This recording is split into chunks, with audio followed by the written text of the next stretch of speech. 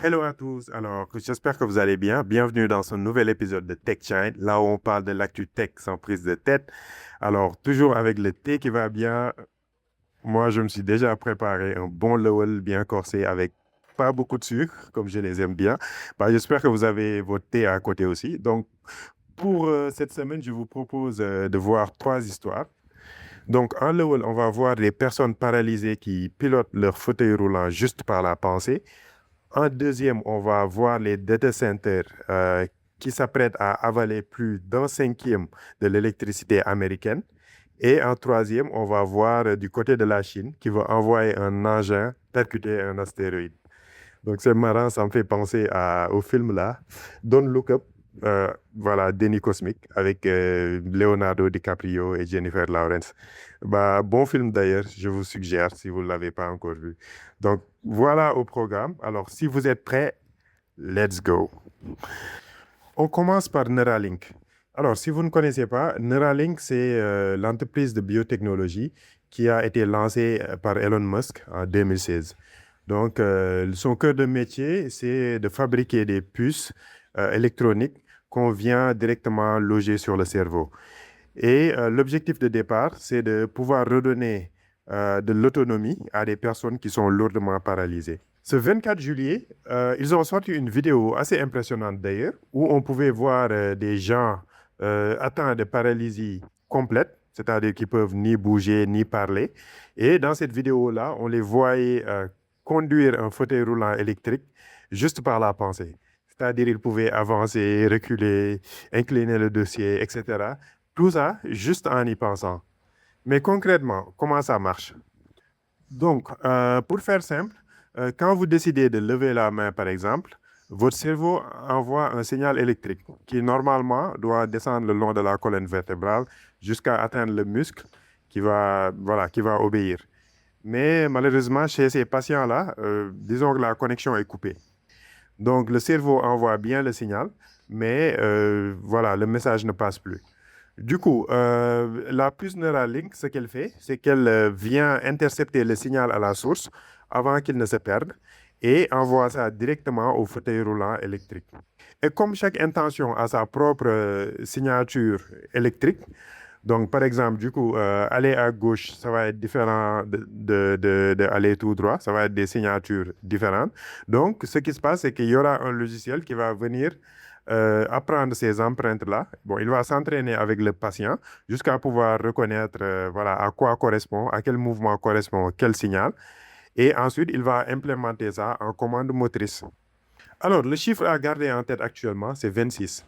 Et c'est le nombre de personnes qui vivent actuellement avec cette puce dans le monde. Aussi, il faudra faire attention à la vidéo de présentation, bon, disons à usage commercial qui nous a été montré. Il y a trois choses importantes à tenir en compte. D'abord, la pensée ne pilote pas directement les roues. En réalité, ce qui se passe, c'est qu'il y a un curseur virtuel, bon, disons une sorte de souris d'ordinateur, quoi. Et c'est la position de ce curseur qui indique au fauteuil où aller et à quelle vitesse.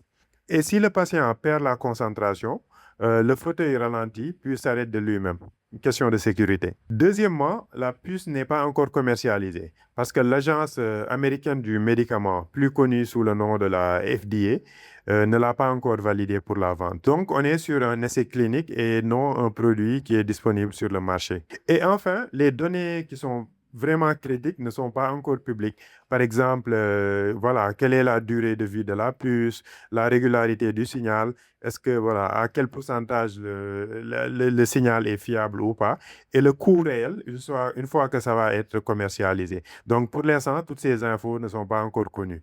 Et n'oublions pas qu'en 2024, le tout premier patient en test a eu des fils de la puce qui se sont déconnectés du cerveau quelques semaines après l'opération. Donc, juste pour dire qu'actuellement, c'est en phase prototype. Et pour nous en Afrique, bon, on pourrait se dire de prime abord, ouais, c'est de la science-fiction américaine, ça ne nous concerne pas, etc. Mais pour moi, ce serait une erreur. Et pour la simple raison que, bon, cet algorithme, bon, il apprend de cerveau qu'on lui donne. Et actuellement, il apprend à partir de 26 patients qui sont aux États-Unis, au Canada, au Royaume-Uni, etc.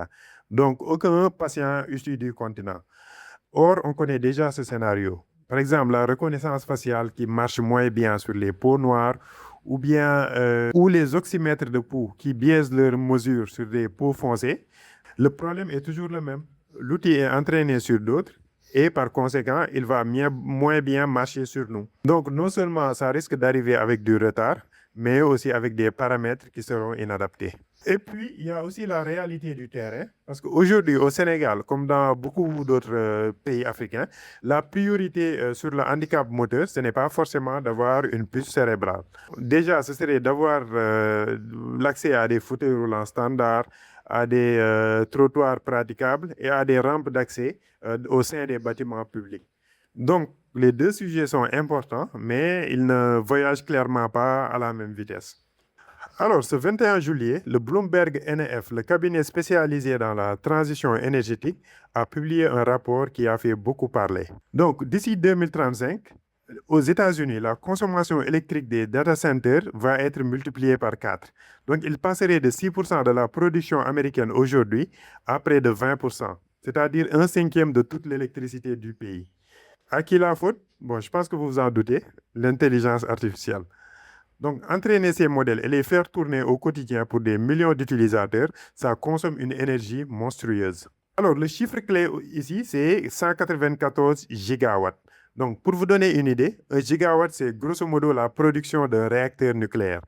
Donc, on parle de l'équivalent de plus de 200 réacteurs nucléaires uniquement pour alimenter des serveurs informatiques.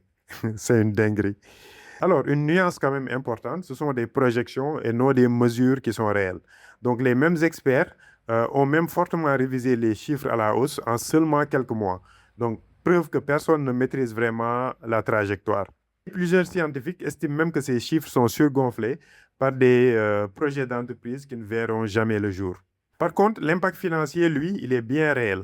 Donc, sur le plus gros réseau électrique américain, les prix ont bondi de plus de 76% en un an.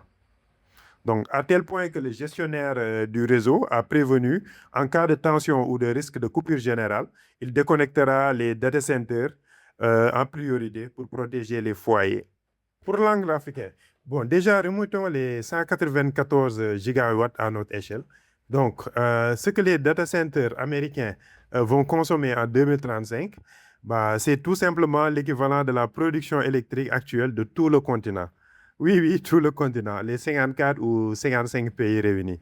Donc, tout ce qui est usines, hôpitaux, maisons, écoles, etc. Bref, tout y passe. Pourtant, l'Afrique aussi construit ses propres infrastructures. Par exemple, le Sénégal a son propre data center national. Bon, comme tout le monde sait où il est, je vais le dire, qui est à Diamniadio. Et il y a aussi les pays comme le Kenya, le Nigeria ou l'Afrique du Sud qui investissent massivement dans ce secteur. Alors, clairement, c'est important pour notre souveraineté numérique afin que nos données soient stockées chez nous et pas hébergées à l'autre bout du monde. Mais la question à se poser au moment de signer les contrats, c'est avec quelle énergie on va faire tourner sur toutes ces infrastructures. Parce que quand on vous propose un projet de data center qui est dédié à l'IA dans des zones qui subissent encore des délestages, bon, l'électricité n'est pas un détail logistique, mais ça devient au contraire le cœur du sujet. Et pour nous en Afrique, notre force en matière d'énergie, c'est évidemment le solaire, mais encore faut-il négocier pour que les projets du type puissent construire leurs propres centrales renouvelables au lieu de s'appuyer ou au lieu de pomper le réseau électrique public qui, dans beaucoup de pays, voilà, est déjà insuffisant. Alors, notre troisième sujet est un peu plus court, mais digne d'un film d'action.